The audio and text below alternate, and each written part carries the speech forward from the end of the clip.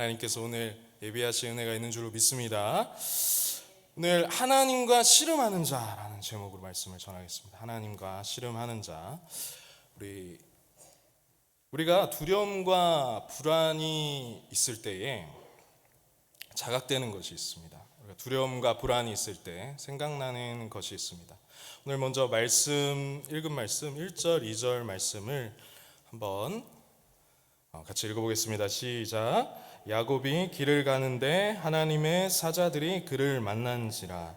야곱이 그들을 볼 때 이르기를 이는 하나님의 군대라 하고 그 땅 이름을 마하나임이라 하였더라. 아멘. 오늘 말씀의 시작에 보시면은 하나님의 군대가 있어요. 하나님의 천사로 보이는 하나님의 사자가 있습니다. 하나님의 사자. 이 32장에 처음부터 나오는 이 하나님의 사자는 누구일까요? 우리는 연상할 수 있습니다. 에덴 동산을 지키던, 그 불칼로 지키던 그 천사들을 연상할 수 있습니다. 지금 이 야곱은 약속의 땅 가나안 땅으로 이제 부자가 돼서 그리고 많은 것들을 다 얻고 돌아가는 길에 이 천사들을 만나는데요. 이 천사들이 이름을 보고 마하나임이라고 짓습니다. 야곱이 돌아갈 때는 굉장히 두려운 마음을 가지고 있었어요. 왜냐하면 에서와 마지막 헤어지는 그 장면이 어떤 장면이냐면은 에서 반드시 너를 죽이겠다라는 그렇게 이제 안 좋게 헤어졌기 때문에 굉장히 두려움과 불안이 있었습니다. 그런데 지금 1절, 2절 말씀은 돌아왔을 때 어떤 하나님의 사자들을 보는 것으로 이 말씀이 시작된다는 말이죠.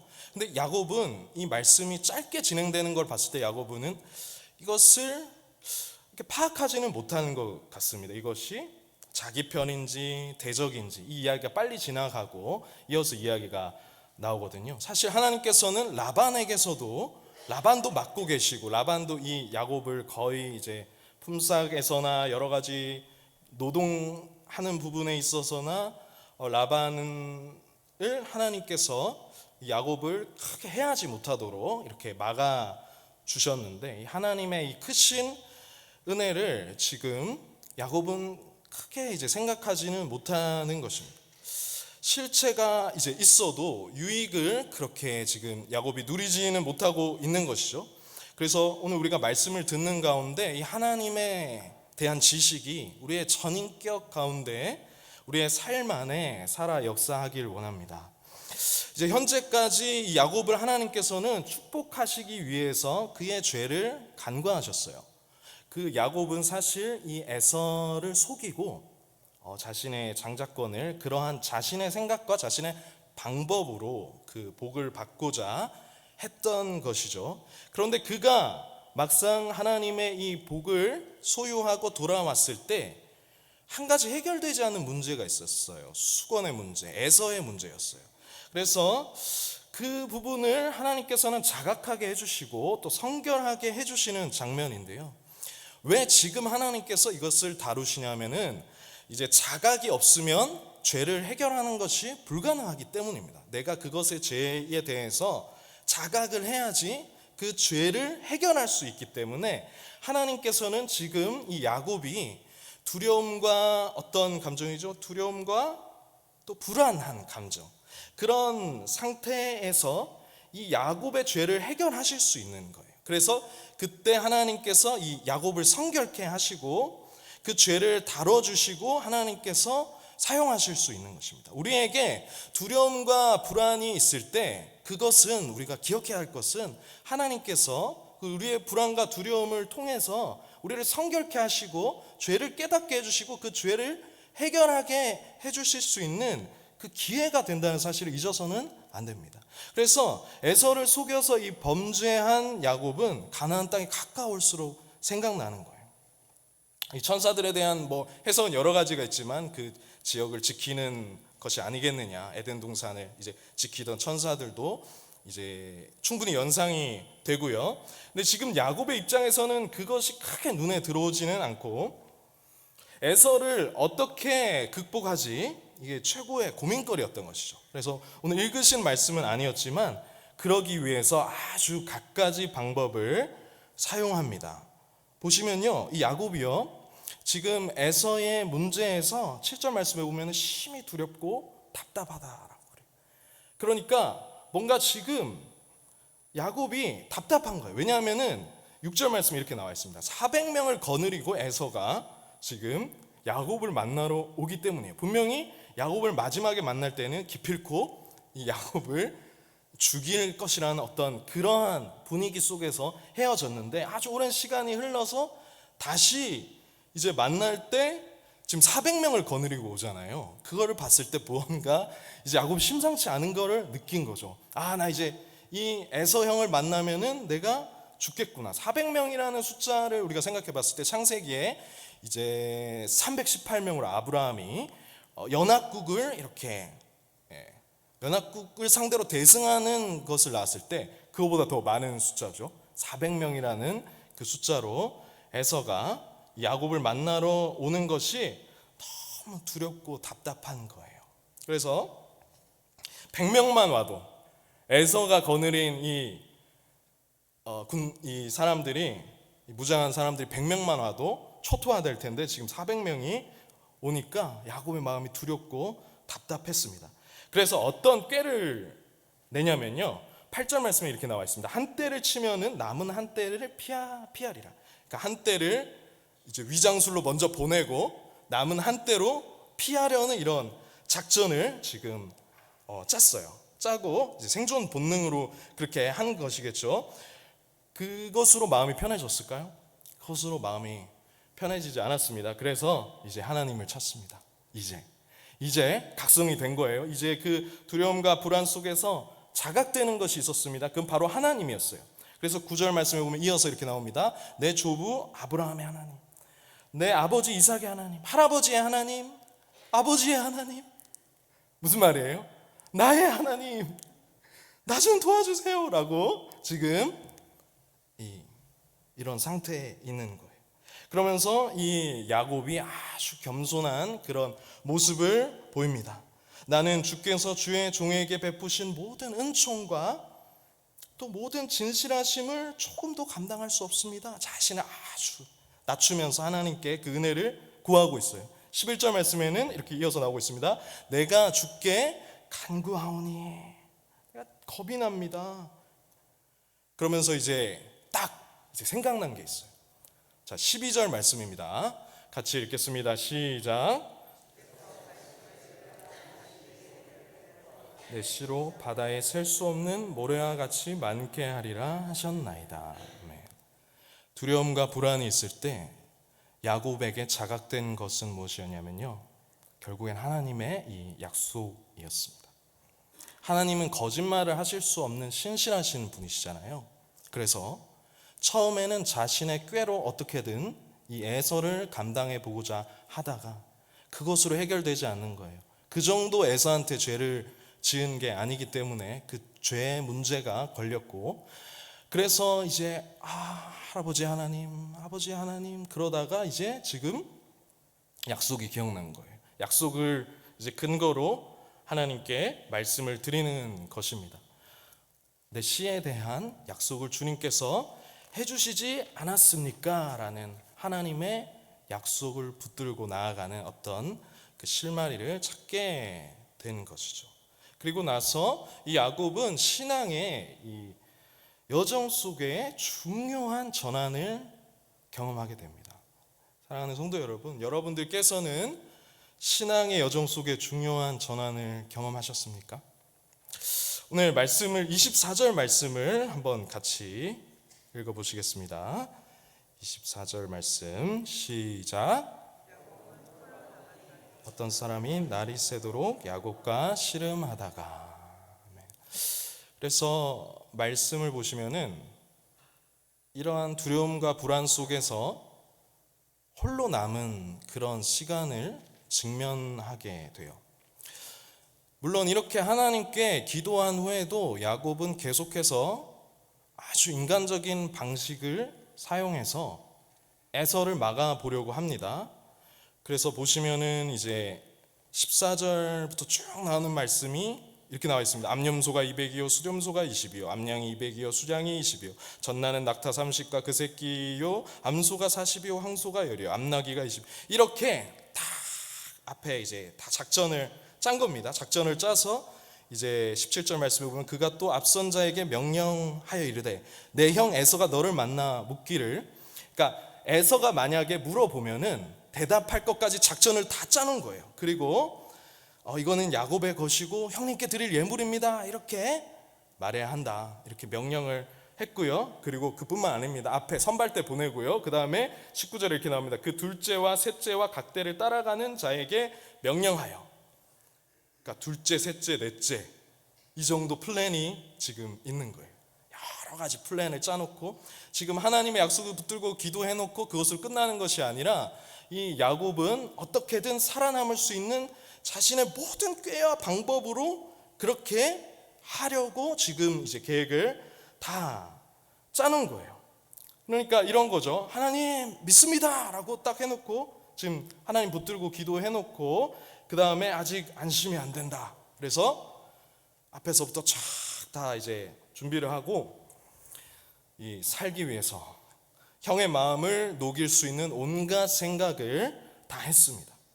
뇌물을 준비한 거죠. 그래서 앞서 말씀드린 이런 여러 가지 동물들 같은 경우에는 에서의 마음을 녹이기 위한 뇌물이죠. 뇌물을 통해서 에서의 눈이 어두워져서 자신에게 아무 일도 벌어지지 않기를 바라는 그런 마음이었을 것입니다. 인간의 본성대로 했습니다.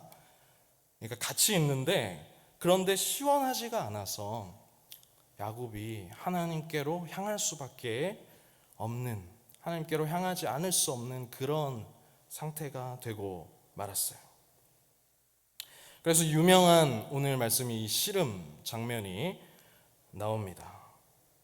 이 홀로 되는 경험이 야곱에게 나오고 사실 이 문제가 에서와의 문제인 것 같지만 그 실체는 하나님과의 문제였다는 것, 하나님과 해결해야 하는 순간이 찾아온 것입니다.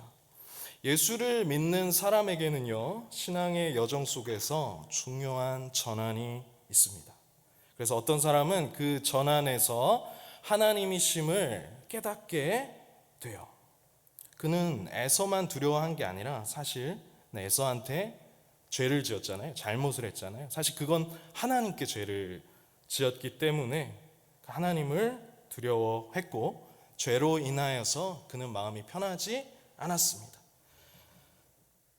보편적으로 예수를 믿는 사람에게는 이러한 것이 있습니다. 신앙의 여정 속에 중요한 전환이 있습니다.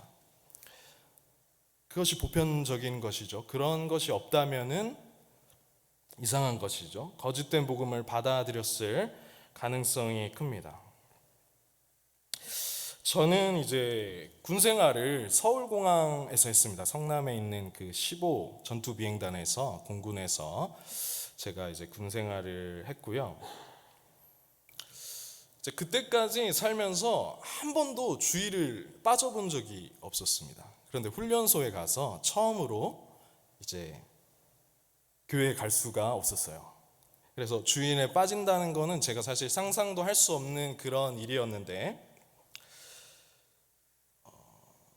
훈련소에서 이제 주일날 교회를 안 보내주니까 갈 수가 없었죠. 그래서 그날 주일날 이렇게 기도를 하다가 이제 종교 활동을 그 다음 주에는 할 수 있게 해주더라고요. 그래서 교회를 이제 가서 하니까 이제 몽쉘과 환타를 줬습니다. 그러니까 너무너무 맛있었어요. 천상의 음식이구나 이것이. 그래서 눈물 젖은 빵을 먹지 않아 보고서는 인생을 논하지 말라라는 그 맛을 알았어요. 저는 그때 알았는데, 그래서 이제 진주에서 제가 6주간 훈련을 받고 이제 저는 이제 굴삭기랑 덤프 트럭을 타는 일을 했습니다. 중장비를 몰아서 이제 공군은 이 기지가 중요하기 때문에 그 기지에서 비행기가 어떻게든 유사시에도 뜰 수 있도록 해야 되기 때문에 제가 하는 일은 거기서 이 기지가 폭파되었을 때 그걸 복구 작업을 하는 것이 주 임무였어요. 그런 임무를 부여받았습니다. 그래서 이제 후반기 교육을 받고 제가 이 성남으로 자대를 배치를 받아서 서울공항에서 외국 대통령이 많이 드나드는 그곳에 이제 군 생활을 했습니다. 근데 그곳에서 하는데 에폭시라는 게 있었어요. 에폭시라는 게 뭐냐면은 기지가 이제 크랙이 생기면은 기지에 뭔가 이제 구멍이 생기거나 문제가 생기면 그것을 이렇게 다듬는 일이었어요. 비행기가 잘 뜰 수 있도록. 근데 이제 주말에 이거를 3번을 하면은 휴가를 하루를 줬습니다. 근데 이제 제가 자대 배치되었을 때도 주일 예배하는 게 더 중요하니까 사람들이 이해를 잘 못하더라고요. 나는 휴가 필요 없다. 나는 예배 드리는 것이 더 중요하다. 그렇게 하니까 사람들이 이해를 잘 못했어요. 그리고 주일날 예배 드리고 돌아가면 병장분이 약간 삐져 있었어요. 그분 좋으신 분이었는데 같이 이렇게 밥 먹고 교제 주말에 해야 되는데 교회를 계속 갔다가 오느냐 약간 그렇게 이제 좋은 분이셨는데 기다렸던 것이죠. 그래서 이제 절절한 시간을 보내다가 그러니까 위험하기 때문에 제가 이제 군기도 굉장히 강했습니다. 강했고 근데 어느 순간 참 좋더라고요. 어느 순간 왜냐하면은 이제 포크레인 아시죠? 포크레인에서 이제 여러 가지 일들이 생깁니다. 군대에 있다 보면 배관이 터지는 일도 생기고 그러면 이제 함께 가서 제가 이제 포크레인 운전병이 굴삭기를 타고 이렇게 한번 파면은 오전이 다 지나요. 그리고 점심을 먹고 다시 묻으면 일과가 끝납니다. 그래서 이제 군 생활에 이제 시계가 빨리 돌더라고요. 그래서 야, 참 좋구나. 그래서 금세 이제 또 병장이 됐습니다. 시간이 금방 흐른 거죠. 그러다 보니까 엄청 편해지니까 제가 조금씩 변하는 겁니다. 그래서 이렇게 주말에 굉장히 또 피곤하더라고요. 그래서 잠을 자고 오후 예배를 이렇게 나갔습니다. 오후 예배를 오전에는 이제 잠을 자고 이제 오후에 예배를 나갔는데 나중에 이제 딱 생각이 들더라고요. 그 옛날에 참 눈물 흘렸던 그때와 내가 잘못한 것 같다. 하나님 앞에서 이러면 안 되는데 이제 딱 깨달았을 때 그때 이렇게 하나님이 딱 정산을 하시더라고요. 몸이 딱 아팠어요. 그때. 그래서 이 죄를 우리가 깨달을 때 하나님께서 그거를 처리를 하세요. 물론 그 예배 빠진 거 그것이 무슨 그렇게 중죄냐 이렇게 생각하실 수도 있겠지만요. 하나님과의 이 교제가 있고 관계가 있는 사람의 경우에는 하나님께서 그것을 다루시는 것 같아요. 그것을 다루시는 것 같아요. 하나님과 관계에서 문제되는 부분을 그래서 하나님께서 그것을 기억하게 하셔서 제가 이제 이쪽 근처에 있는 세브란스 병원에 입원을 했었습니다. 입원을 해서 그 이제 거기서 보내면서 그쪽 구조를 거의 알아요. 그쪽에서 한동안 지내면서 이제 거의 제대하기 직전에 하나님께서 이제 제가 죄를 깨달으니까 그것에 대해서 정리를 해주시더라고요. 그래서 홀로 딱 남게 해주셨어요.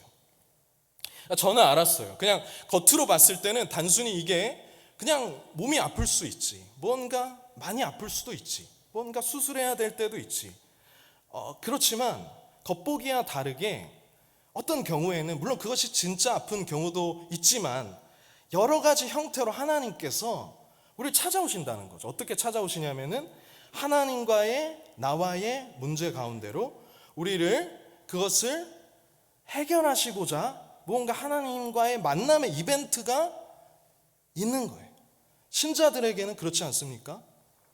여기 계신 이제 분들이 대부분 그렇지 않을까 저는 이제 생각이 듭니다만요. 그때 제가 단순히 하나님과 해결해야 될 문제는 그것만이 아니었습니다. 어떤 단순히 이제 예배를 빠지고 좀 오후 예배를 드렸거나 늦게 일어난 그것뿐만 아니라 이제 돌아갔을 때 제가 하나님 저 이제 할 수만 있다면 이제 신학교 떠나렵니다. 또 고집을 제가 부린 거죠. 어쨌든 제가 이제 더 이상 안 할랍니다. 이렇게 하나님께 고집 부렸는데 하나님께서 이제 그 돌아가는 타이밍이잖아요. 가만히 안 두시더라고요. 가만히 안 두시고 정리하게 하시더라고요. 어떻게 해서든지 저를 신학교에 집어넣으셨는데 포기하실 하나님이 아니시죠. 그래서 이제 목사까지 하나님께서 저를 만들어 놓으셨는데 개인적 생각으로는 안 하면 안 돼요, 하나님. 제가 목사 아들로 살아간 것으로 족하지 않습니까?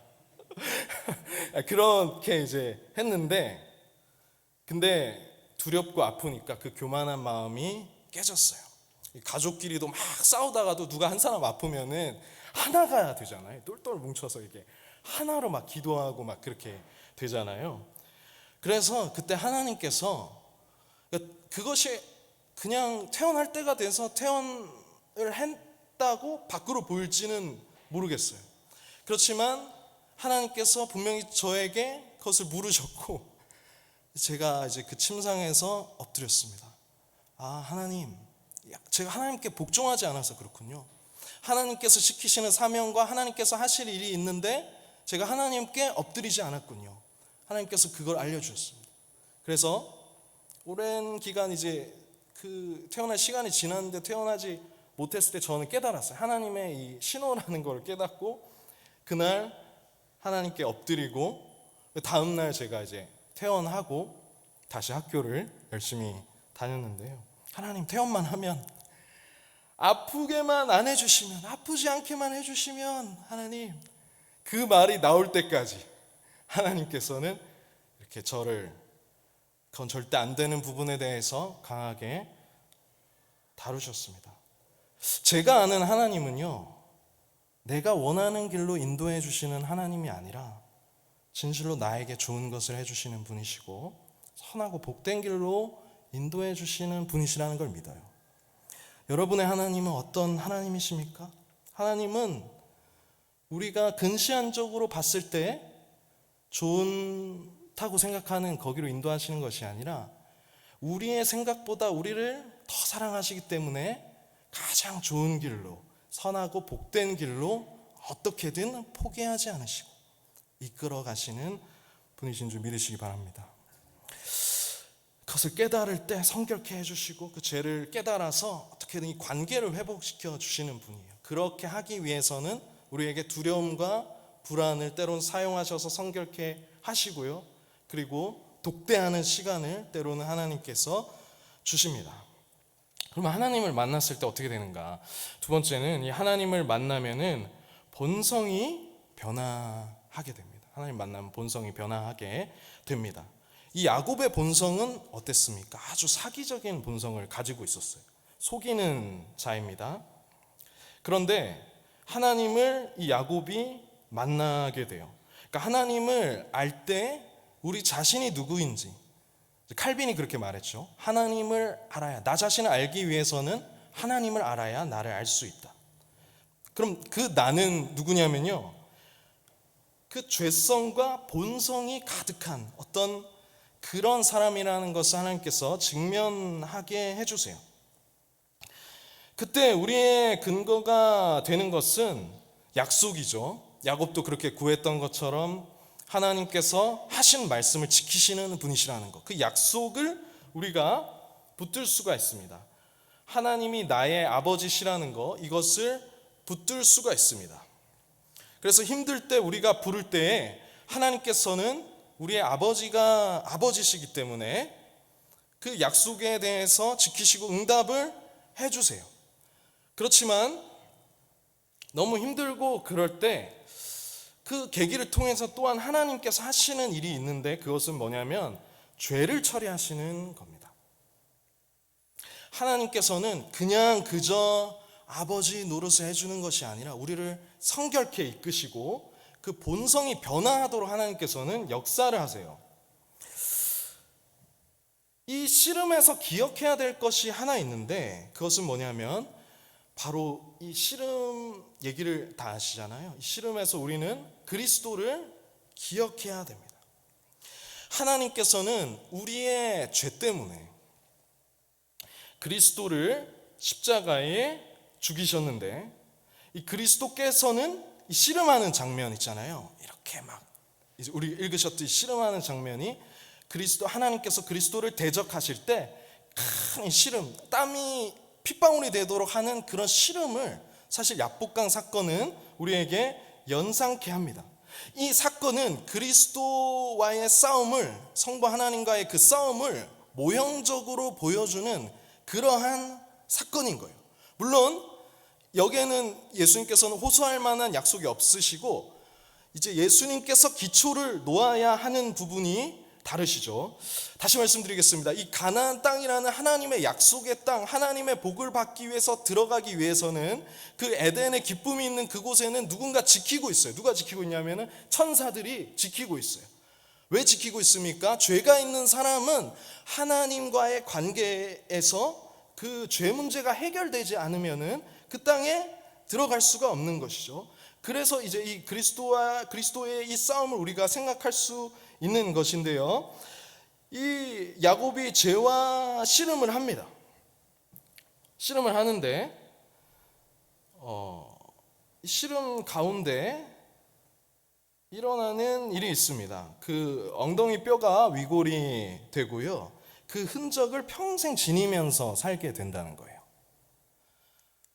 그 엉덩이 뼈가 위골되고 그 흔적을 평생 지니면서 살게 되는데요.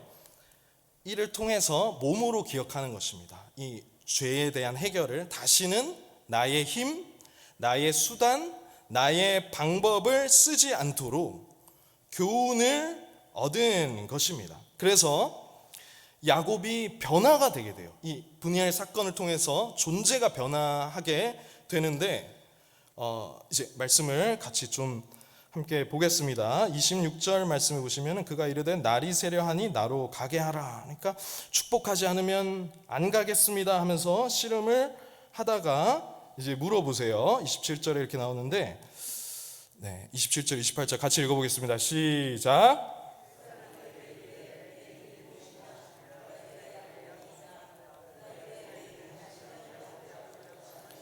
이스라엘이라 부를 것이니 이는 내가 하나님과 및 사람들과 겨루어 이겼음이니라. 아멘.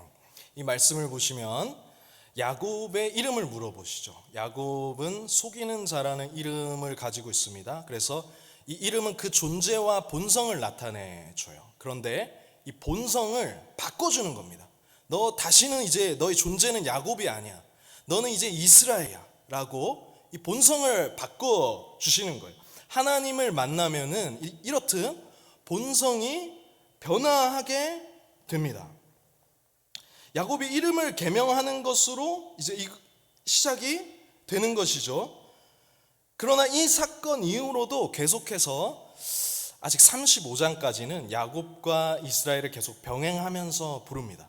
그러니까 이 본성이 변화한 후에도 물론 그 죄의 잔존 세력에 의해서 그런 나의 방법과 나의 꾀를 쓰려는 그러한 것들이 일어나게 되는데요. 우리는 어떨까요? 우리는 하나님을 만날 때 우리의 본성이 변화했습니까? 우리는 지나치게 구원을 확신하는 그러한 오류에 빠질 때가 많이 있습니다.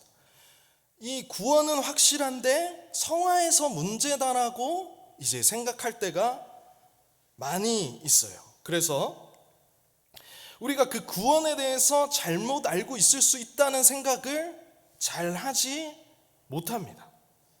그래서 무언가 성경이 잘못됐고 무언가 이 신학이 잘못됐고 뭐 이런 얘기를 자꾸 하려고 하는데요. 이 성경에서 말하는 조직신학적인 개념에서는 구원의 현상이 나타나지 않을 때는 그건 구원을 받지 않았을 수 있다라고 분명하게 말합니다.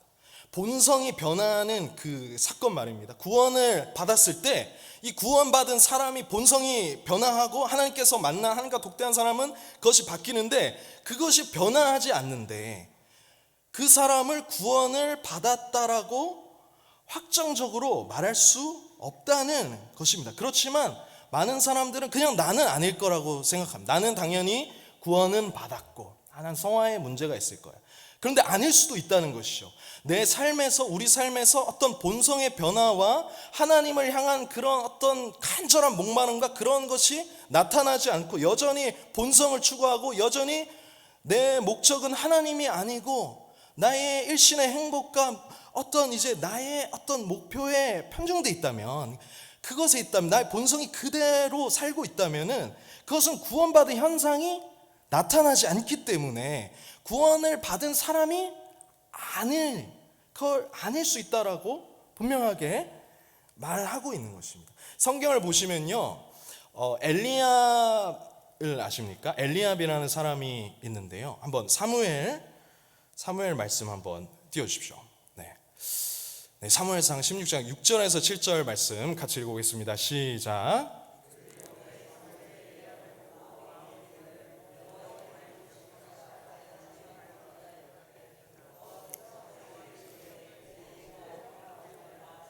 내가 이미 그를 버렸노라. 내가 보는 것은 사람과 같지 아니하니 사람은 외모를 보거니와 나 여호와는 중심을 보느니라 하시더라. 아멘. 그들의 사무엘이 지금 이제 하나님의 택한 왕이 누군지 기름 부으려고 가고 있는데 이 엘리압이라는 사람을 보게 됩니다. 처음 딱 본 거예요. 엘리압의 이름의 뜻은 뭐냐면은 엘리아브, 그러니까 하나님 나의 아버지시다라는 뜻입니다. 용모를 보니까 사무엘 보기에도 완벽했어요. 그런데 하나님께서 뭐라고 말씀하시냐면은 내가 이미 그를 버렸다라고 말씀을 하십니다. 그 사람의 이름은 누구보다 거룩한 이름이었고 누구보다 하나님 백성의 이름이었는데 그 사람을 하나님께서는 이미 버렸다라는 충격적인 말씀을 합니다. 나중에 이제 그 골리앗이 등장했을 때 엘리압의 행동을 보고 그 사람이 어떤 사람인지 더 드러나게 되지만요, 우리가 이런 성경의 말씀을 제대로 직면했을 때는 우리의 본성이 변화하지 않고 구원의 현상이 나타나고 있는가, 그것을 우리가 잘 살펴보고 확인을 해야 하는 것을 알 수가 있습니다. 자, 세 번째로, 그렇다면 나는 무엇과 씨름하는 자인가? 무엇과 씨름하고 있는가? 라는 것이죠. 자, 이어서 말씀을 보시겠습니다. 29절 말씀입니다. 야곱이 씨름을 누구와 하고 있는지 같이 읽겠습니다. 시작. 야곱이 청하여 이르되 당신의 이름을 알려주소서. 그 사람이 이르되 어찌하여 내 이름을 묻느냐 하고 거기서 야곱에게 축복한지라. 아멘. 당신의 이름을 알려주소서. 지금 야곱은 하나님과 씨름하고 있습니다. 이 본성이 변화되고 하나님께서 다루시는 사람은 그 환경 그대로 보지 않고 이것이 하나님과의 관계가 있는 것을 살펴보고 지금 하나님께서 찾아오셔서 하나님과 씨름하고 있는데 이름을 물으니까 지금 하나님께서 대답하지 않으셨죠.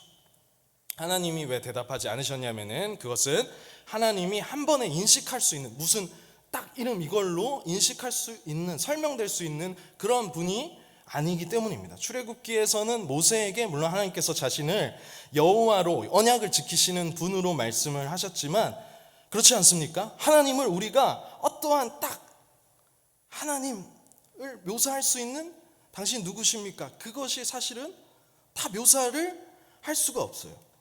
그러한 전능하신 분과 지금 야곱이 씨름을 하고 있습니다. 그래서 그 씨름에서 그 약속을 붙들고 씨름을 해서 이기게 돼요. 자, 30절 말씀. 그래서 야곱이 이름을 붙이는데 브니엘이라고 붙여줍니다. 평생 다리를 절면서 살게 되고 그 하나님을 본 하나님의 얼굴이란 브니엘이라는 이름을 붙여줍니다. 자, 그래서 지금 에서와의 문제에서 정말로 해결되어져야 될 문제는 무엇이었냐면은 에서에게 죄를 지은 것은 사실 하나님께 죄를 지은 것이었고 하나님과의 이 관계 문제가 해결되지 않고는 결코 이 마음이 편해질 수 없는 그러한 성격의 문제였던 것입니다. 우리에게 어떤 문제가 있습니까? 현실에 어떤 절박한 문제가 있을 때 우리의 머리로 해서 소용이 없을 때가 있습니다. 정말로 절박한 문제에서는 정말 그 문제가 인간의 머리로서, 인간의 꾀로서는 아무리 아부하고 아무리 뇌물을 주고 해도 해결될 수 없는 그 문제가 있습니다. 그 문제는 어떻게 해결받아야 될까요? 그 문제는 인간은 하나님을 먼저 만나야 하는 것입니다. 그렇기 때문에 이 가나안 땅 정복 전쟁에도 어떻습니까? 여리고성은 하나님께서 함께 하시니까 큰 성이 점령되지만 아이성은 인간적인 방법으로 하니까 점령이 안 되는 것이죠. 그런데 지금 그렇게 마음이 속상하고 두렵고 뭔가 해결되지 않는 그 야곱이요, 지금 하나님과의 씨름에서 하나님의 얼굴을 보고 그 문제가 해결되다가 보니까 이 변화된 모습을 보이고 이미 에서의 문제를 해결해 버리게 돼요. 그래서 읽으신 말씀 이제 33장 2절 3절 말씀을 보시면은 달라진 야곱의 모습을 볼 수가 있습니다. 같이 읽겠습니다. 시작. 여종들과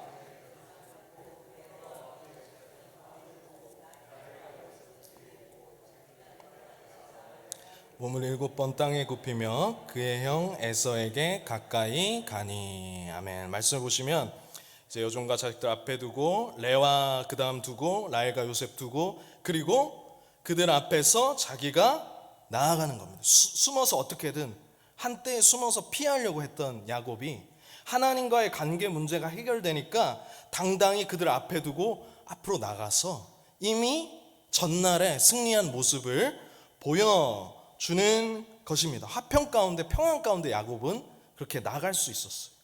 하나님과 씨름했기 때문이죠. 하나님과 씨름하는 자였기 때문입니다. 그래서 야곱이 이제 그곳에 가나안 땅 경내에 제단을 쌓고 그 이름을 엘렐로헤 이스라엘이라 불렀더라. 이렇게 오늘 읽으신 말씀이 끝이 나는데요, 여기까지 인도하신 하나님께 진심으로 감사드려서 이 지금 야곱이 무슨 쇼하는 거나 무슨 형식적인 것을 취하는 것이 아니라요, 진짜로 지금 보면은 야곱은 늘 싸움하고 투쟁하는 존재였습니다. 야곱이 형과 싸우고 아버지와 싸우고요, 그리고 라반 외삼촌과 싸우고요, 마지막에는 이 하나님과 싸우는 그러한 존재였는데 여기까지 인도하셔서 마침내 복을 받게 하신 약속을 지켜주신 그 하나님께 진심으로 하나님께서 나를 인도해 주셨습니다. 내가 씨름한 것은 사실 보이는 부분에 있어서는 이 형 에서였고 아버지였고 외삼촌이었지만 정말로 해결해야 될 그 문제는 하나님과의 관계 문제였던 것이죠. 우리는 축복받기 위한 이러한 싸움 속에서 이 싸움을 해야 됩니다. 이러한 전환을 우리가 경험하고 누려야 합니다. 예수님을 진실로 우리는 믿어야 합니다. 세상 사람들은 어떻게 싸웁니까? 세상 사람들은 다 복받기 위해서 싸워요. 세상 환경과 싸웁니다. 그러나 다윗을 보면요, 시편에 보면은 다윗은 하나님과 싸우고 있어요. 하나님과 씨름하고 있어요. 이 문제를 우리는 어떻겠습니까? 이 문제를 우리가 문제가 있을 때 하나님과 씨름하는 사람이 되어야 하는 줄 믿습니다. 그분과 씨름을 했을 때 이제 그렇게 되었는가? 하나님 만나니까 되는구나. 하나님과 씨름하니까 되는구나 라는 것이죠. 자, 신앙의 이제 모습을 호세아서 12장 4절 말씀에 또한 이렇게 나오고 있습니다. 같이 읽겠습니다. 시작. 천사와 겨루어 이기고 울며 그에게 간구하였으며 하나님은 베델에서 그를 만나셨고 거기에서 우리에게 말씀하셨나니. 아멘. 자, 야곱을 생각해 보겠습니다. 하나님의 언약과 약속에 근거해서 씨름을 했고, 그리고 하나님을 붙들 때 그 두려움이 사라지게 되었고 그 축복을 경험하는 주인공이 되었습니다. 겉으로 보였을 때는 에서가 두려웠고 에서를 속인 죄에 대한 두려움이었으나 그것의 정체는 하나님에 대한 두려움이었다는 그것이 그 문제가 해결되게 되는 것이죠. 물론 그 증거를 이제 몸에 지니며 절뚝거리며 지팡이를 지며 그 흔적을 지니며 사는 삶이 되었습니다. 여러분, 우리가 하나님과 씨름하는 자, 이 말씀을 우리가 같이 생각해 볼 때에 우리와 하나님과의 관계는 어떻습니까? 우리는 무엇을 붙들면서 씨름하고 있습니까?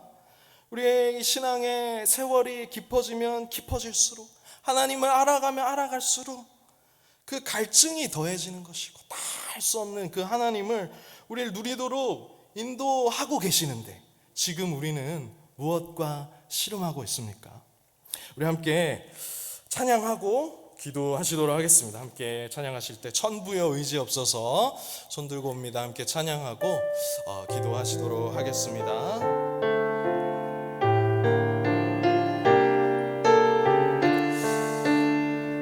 함께 찬양하겠습니다. 천부여 의지없소서.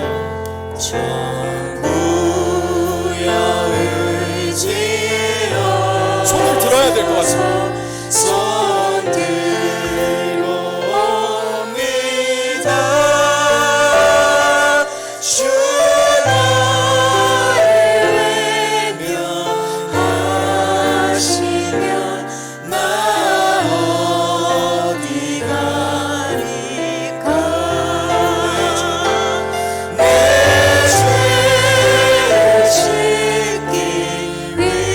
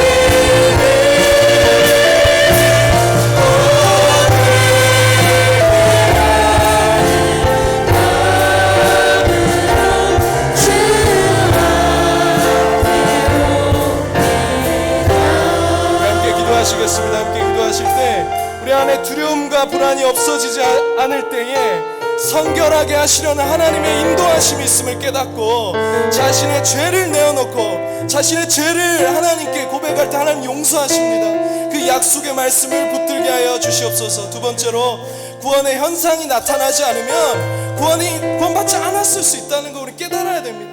나는 아닐 거야, 나는 구원 받았을 거야가 아니라 다시 복음 앞으로 가서 겸손하게 은혜를 구하게 하여 주시옵소서.